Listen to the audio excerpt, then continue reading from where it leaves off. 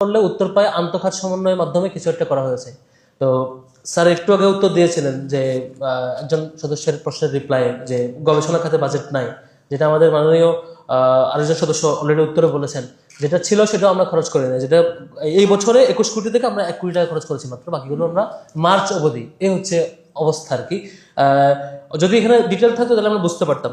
আমি তো খুব দুঃখ পেয়েছি মাননীয় উপাচার্য স্যারের বক্তব্য শুনে, যে পুরো বক্তব্য জুড়ে কোথাও গত বছর একটা ডাকসু নির্বাচন হয়ে যাওয়া, যেখানে 2 বছর ধরে সিনিয়র অধিবেশন হচ্ছে না, 2 বছর পরে হয়েছে, গত বছর একটা সফল ডাকসু ইলেকশন হলো, এবং এবং আগামী ডাকসু কখন হবে সেটা নিয়ে ওনার কি চিন্তা, ওনার আজকের ঐতিহাসিক বক্তব্যে সেটা থাকবার প্রয়োজন ছিল।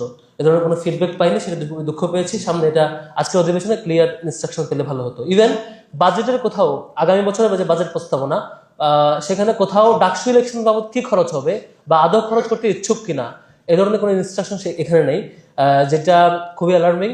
যেটা পরবর্তীতে হয়তো আমাদের শুনতে হবে যে আমাদের কাছে বাজেটটা সেজন্য আমি ইলেকশন দিচ্ছি না, এমনটা শুনতে হলে খুবই এটা আফসোসের কারণ হবে। আমার মনে হয় সেটা আজকে এখানে সমাধান হতে পারে। আরেকটা যেটি ব্যাপার সেটা হচ্ছে, স্যার বারবার বলেছেন যে খাবারের ব্যাপারে উনি সিরিয়াস, এবং খাবারের ব্যাপারে তিনি একটা ভালো মানের খাবার উন্নত করতে চান। এখানে কোথাও কোনো পর্যায়ে হলের খরচে কিংবা ফ্যাকাল্টির খরচে কোনো পর্যায়ে কোথাও খাদ্য ভর্তুকি দিবে কিনা বা এটা কিভাবে ডিল করবে, এটা খরচ হবে কিনা, এটা কোনো ইনস্ট্রাকশন এখানে নাই। তারপরে একই সাথে স্যার হচ্ছে আমাদের ইসি মিটিং সহ বিভিন্ন জায়গায় আলাপ করেছেন যে রেজিস্টার বিলিংকে তিনি একদম ডিজিটাল পর্যায়ে নিয়ে যেতে চান, পেপারলেস একটা রেজিস্টার বিলিং করতে চান।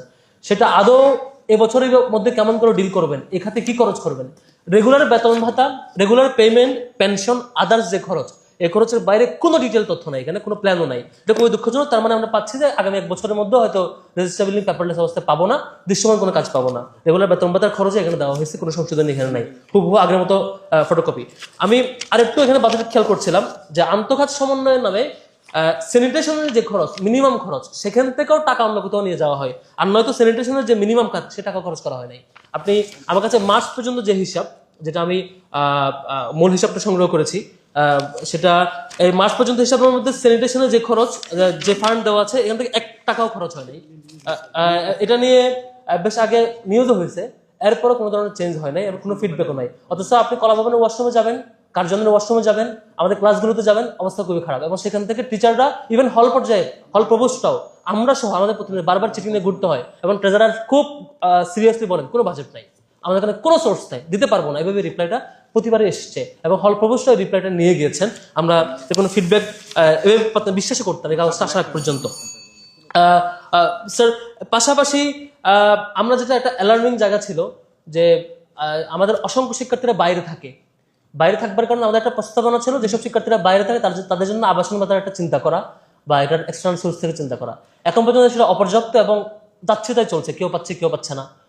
ছেলেদের ব্যাপারে আমরা প্রস্তাবনা দিয়েছিলাম সামগ্রিক বিষয়ে কোনো চিন্তা মিনিমাম স্টার্ট করা, নিজেদেরকে ক্যাপাবল করার জায়গা।